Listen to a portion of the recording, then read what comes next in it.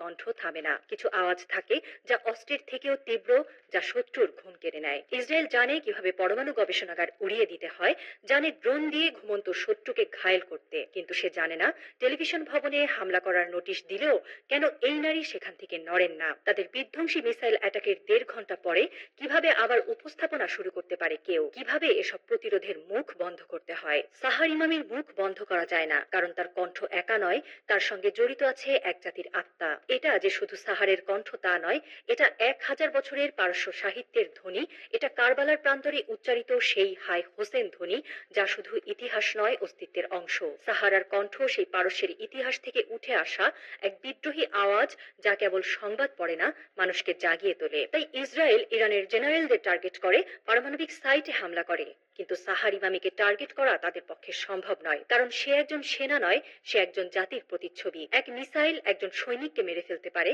কিন্তু সাহার ইমামির মতো প্রতিরোধী চেতনা বারুদের চেয়ে বেশি জ্বলে। এবং ঠিক এই কারণেই ইসরায়েলের যুদ্ধ পরিকল্পনায় একটি নতুন ভয়ের নাম জুড়েছে, সাহার ইমামি সিনড্রোম। এটি সেই কণ্ঠ যা বোমার শব্দের ভেতর দিয়ে পথ খুঁজে নেয় মানুষের মনে, যা যুদ্ধের গন্ধ ছড়ানো বাতাসেও আত্মবিশ্বাস ছড়িয়ে দিতে জানে। ইসরায়েল বুঝতে শিখেছে, গোলা একদিন ফুরায়, ট্যাঙ্কের তেল একদিন শেষ হয়, কিন্তু মুখ যদি না থামে, প্রতিরোধের আগুন কখনো নেভে না।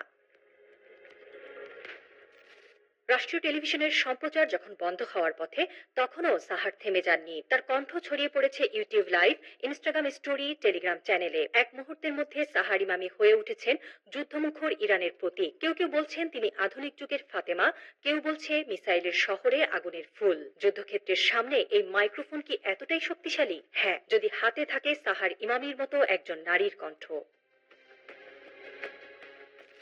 সাহার ইমামির জন্ম তাবরিজে। বাবা ছিলেন শিক্ষক, মা নার্স। বিশ্ববিদ্যালয়ে পড়াকালীন সময়ে সাংবাদিকতার দিকে ঝুঁকেছিলেন। তার ক্যারিয়ার শুরু রাষ্ট্রীয় সংবাদ সংস্থা ইরিপ থেকে, কিন্তু সাংবাদিকতা নয়, যেন প্রতিরোধী ছিল তার প্রকৃত পেশা। ২০১৯ সালে বিক্ষোভের সময় সাহার ইমামি প্রথমবার জাতির সামনে আসেন। সে সময় যখন অনেকেই সেন্সরের ভয়ে মুখ বন্ধ রেখেছিলেন, তখন সাহার তার স্ক্রিপ্ট ছিঁড়ে লাইভে বলেছিলেন, এই দেশের মানুষকে থামানো যাবে না, আমরা প্রতিবাদের কণ্ঠ। তারপর থেকে সে শুধু নিউজ রুমে থাকেননি, গেছেন সীমান্তে, ময়দানে, হাসপাতালেও।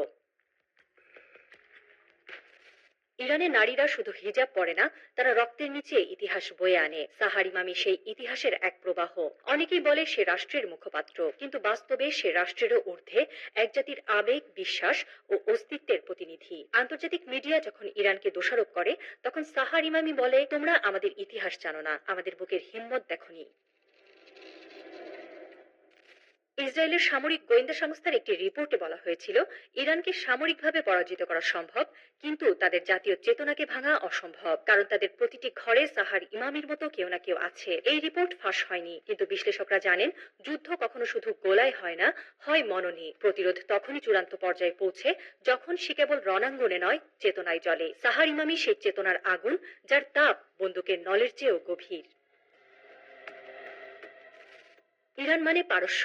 পারস্য সভ্যতার ইতিহাস অনেক পুরাতন। ইরান কখনো হারেনি, ইতিহাস তাই বলে। ইরানকে কেউ কখনো দখল করতে পারেনি। এই দেশ শুধু রাজা বাদশার নয়, এই দেশ ইমাম হাসানের, ইমাম হোসাইনের। এই দেশ হিজাব পরা মেয়েদের, যারা আবার যুদ্ধের দিন হাতে অস্ত্র তোলে। ইরান মানে শুধু ভূগোল নয়, একটি ধ্রুপদী সংস্কৃতির আত্মপরিচয়, যেখানে কবিতা, প্রতিবাদ আর প্রার্থনা একসাথে হাঁটে। সাহার ইমামির মুখে যে উচ্চারণ আসে, তা কোনো রাজনৈতিক স্ক্রিপ্ট নয়, বরং ফেরদৌসির শাহনামা থেকে উঠে আসা প্রতিরোধের ভাষা। ইরান ন্যায়ের সাথে আপোষ করে না। সাহার ইমামি সেই পারস্য চেতনারই প্রতিচ্ছবি। এই নারী শুধু আধুনিক মিডিয়ার আইকন নয়, সে কয়েক হাজার বছরের এক কণ্ঠস্বর, যা বলে, আমরা মাথা নত করি না। হামলার পরের দিন আবার স্টুডিওতে বসে সাহার বলেছিলেন, আমার কণ্ঠ যদি বন্ধ হয়, হাজারো সাহার ইমামি উঠে আসবে। এই শহর মরেনি, এই জাতি থামেনি। তার স্ক্রিপ্টে আজ আর কেউ শব্দ বসায় না, সে লেখে নিজের রক্ত দিয়ে।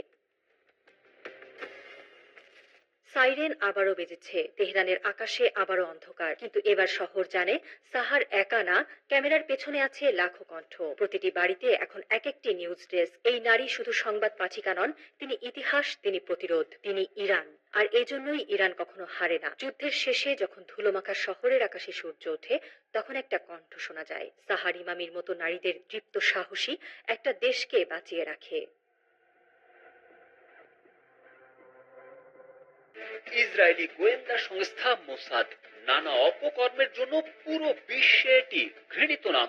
খোদ ইরানের ভেতরে ঢুকে দেশটির শীর্ষ কর্মকর্তাদের হত্যার পরিকল্পনা এবং বাস্তবায়ন করে এর এজেন্টরা।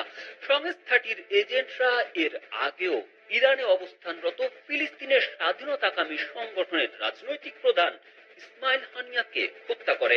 কিন্তু প্রবাদে আছে, বারে বারে ঘুঘু তুমি খেয়ে যাও ধান, এবার ঘুঘু তোমার অধিব পরাণ। পায়ে পাড়া দিয়ে যুদ্ধে নামানোর পর মোসাদের গুপ্তচরের মৃত্যুদণ্ড কার্যকরের পর এবার তেল আবিবে ওই গোয়েন্দা সংস্থার প্রধান কার্যালয়ে নিখুঁত হামলা চালিয়েছে ইরান। মোসাদ গোয়েন্দারা বহুদিন ধরেই মুসলিম দেশগুলোতে ঢুকে নানা ছলে ক্ষতি করে আসছে। তাদের কোনোভাবেই পাকড়াও করা যাচ্ছিল না। বলা হচ্ছিল বর্তমান বিশ্বের সবচেয়ে ভয়ানক ও নিষ্ঠুর গোয়েন্দা সংস্থার নাম মোসাদ। তবে শেষ রক্ষা হলো না তাদের। সামাজিক যোগাযোগ মাধ্যমে ছড়িয়ে পড়া একটি ভিডিওতে দেখা যায় ইরানের হামলায় মোসাদ কার্যালয় পরিণত হয়েছে ধ্বংসস্তূপে, জ্বলছে আগুন। ইসরায়েলের গোয়েন্দা সংস্থা মোসাদের প্রধান কার্যালয় ও সামরিক গোয়েন্দা কেন্দ্রে ক্ষেপণাস্ত্র হামলার দাবি করেছে ইরানের বিপ্লবী গার্ড বাহিনী আইআরজিসি। বলা হচ্ছে ইসরায়েলি সেনা ঘাঁটি ও মোসাদের পরিচালনা কেন্দ্রকে নিশানা করে ক্ষেপণাস্ত্র হামলা চালানো হয়েছে। এসব ক্ষেপণাস্ত্র লক্ষ্য বস্তুতে সফলভাবে আঘাত এনেছে। ইরানের রাষ্ট্রায়ত্ত টেলিভিশনে তা সরাসরি সম্প্রচার করা হয়। এতে বলা হয়েছে তারা তেল আবিবে অবস্থিত ইসরায়েলি বাহিনীর সামরিক গোয়েন্দা সংস্থা আমান ও সন্ত্রাসী অভিযানের পরিকল্পনাকারী সংস্থা মোসাদের ঘাঁটিতে ক্ষেপণাস্ত্র হামলা চালিয়েছে। এর আগে ইরানের এক সামরিক কর্মকর্তা হুঁশিয়ারি দিয়ে বলেছিলেন, ইসরায়েলের গোপন ঘাঁটি ও কৌশলগত স্থাপনার অবস্থানগত নকশা এখন তেহরানের হাতে। এখন হামলা হবে আরো নিখুঁতভাবে। এরপরেই ইসরায়েলি গণমাধ্যমের খবরে বলা হয় উপকূলীয় শহর হার্জলিয়ায় ক্ষেপণাস্ত্র হামলা হয়েছে। ইরান থেকে ছোড়া ওই ক্ষেপণাস্ত্র সেখানকার একটি সংবেদনশীল স্থানে আঘাত এনেছে। ইসরায়েলের সংবেদনশীল স্থান বলতে সাধারণত কোনো সামরিক বা কৌশলগত লক্ষ্যবস্তুকে বোঝানো হয়। তারেক আহমেদ, কালবেলা।